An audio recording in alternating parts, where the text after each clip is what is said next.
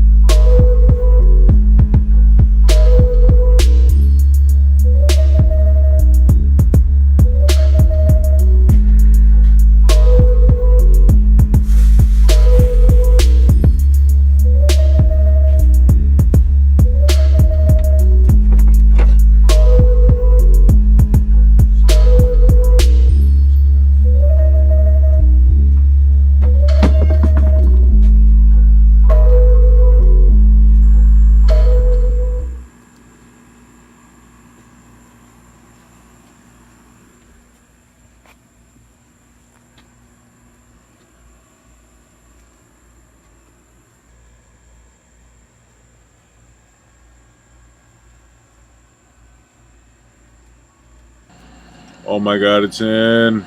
Can't believe it, guys. Look how far we've made it from the beginning of the video. I just can't believe it's in. I'm not sure if you guys know what it feels like to do this all by yourself, but man, it's such a great feeling. But anyway, we need to change these injectors. I'm going to be removing the fuel rail, and we just need to be aware that there's going to be some spacers that we really need to make sure don't fall, and also the seats that the injectors are going to go onto. So there's only 3 bolts holding in the rail, and they're all right next to each other.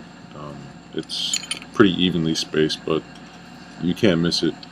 And also, the reason why we're going to be changing the fuel rail out is because my aftermarket fuel pressure regulator is already connected and sealed, and I really don't want to have to worry about all that, because I'm actually going to have to be fixing the return line that you guys are going to be seeing that's already installed. But yeah, like I said, I had a problem when I started it up and it was leaking fuel. So this is the injectors. That's the rail that's going to be going in. That's the old one that I used to have on here. One thing that I wanted to mention, there are little tiny gaskets. You see that one right there? Where my finger's at? It's a little black gasket. It goes right at the bottom to seat your injectors. Your injector actually it goes into the hole, and then it sits on this little rim right here, or this one or the other. I think it's this one right here. But your injector's basically going to go in there, and you want to make sure that when you pull out that old rail that they don't come out, because if they come out, you'll have a gas leak and you don't want to fire. So make sure you take care of that. Also, these little spacers that fell right here, it's probably going to fall right now. Yeshua. Here we go. Yeshua. These are for the spacers right here. Just go in here. It's basically what that little gasket does is it goes in the bottom of the injector. But anyway, you want to have these spacers. You want to have these spacers basically sitting right there. If you put a little bit of RTV, that's a trick. I don't feel like messing with RTV right now, so I'm just gonna leave them there.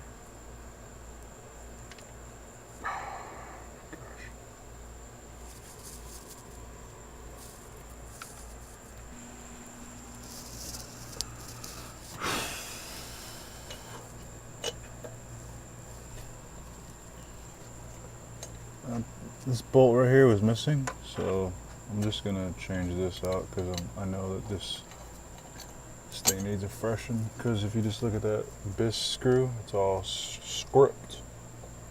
If I try to turn that, it'd probably break. But yeah, I'm gonna remove all this crap and figure out what I got to do with that, because that's definitely not on that. But I guess yeah, I'll have to figure that out. Taking this thing off. I'm trying to keep this piece together and just take this piece off so I can just slide it on. Yeah. Alright guys, we're going to be doing a few things today. We're going to be taking off this throttle body. We're going to be deleting all these stupid wires. And we're also going to be blocking off this EGR. So first thing you want to do is take off these two bolts right here and these two nuts. And this will take off the whole throttle body. You don't have to just pull this one off. There's going to be a gasket between here. I already took it off just because I just wanted to make this quick. So you're basically going to unbolt it. It's going to be stuck on with some RTV and some type of gasket. So anyway, you're basically going to get that off. And if you're lucky, you'll get it all in one assembly. You know, disconnect these coolant passages. There's two coolant passages. They're going to be on this side, 1 and 2. And this sensor and this back sensor right there. You're also going to take off the throttle cable. This one was already off because this is a different engine. But the throttle cable is basically just gonna loop around that little ridge right there. It's gonna come around it and it's gonna loop through here. You're basically just gonna shove it back into that hole and then not shove it back in the hole, but basically get it out that way. You'll see it. It's basically fishing it out. You're also gonna take off these 3 little ports that are gonna look really ugly, and that's actually the reason why we're deleting them.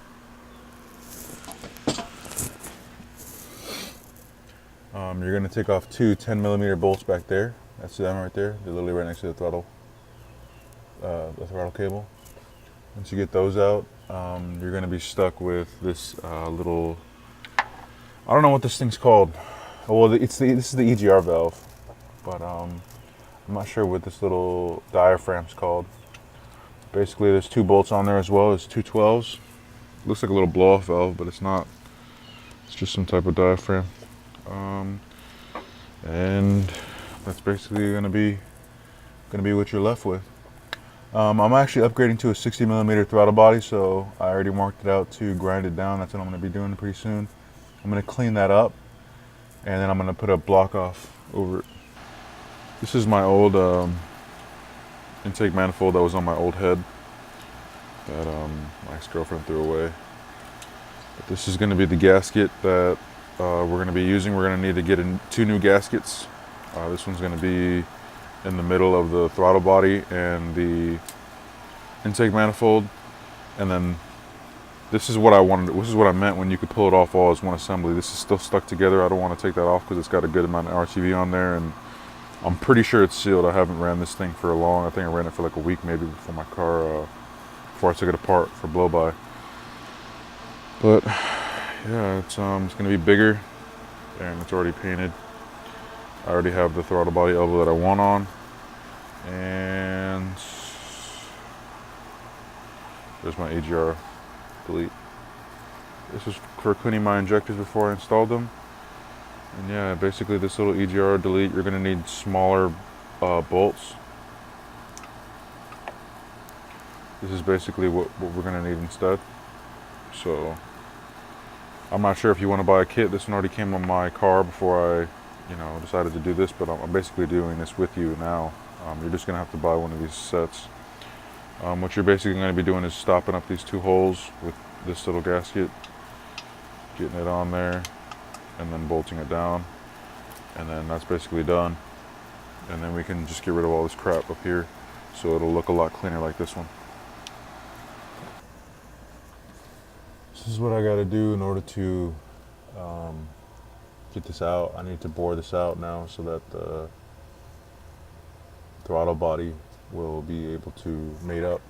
And basically what I'm gonna use is one of these little Harbor Freight spinneroonies, and yep, so gonna get to it. All right, so this line is looking a lot better. It's not perfect, but if you just take a look here,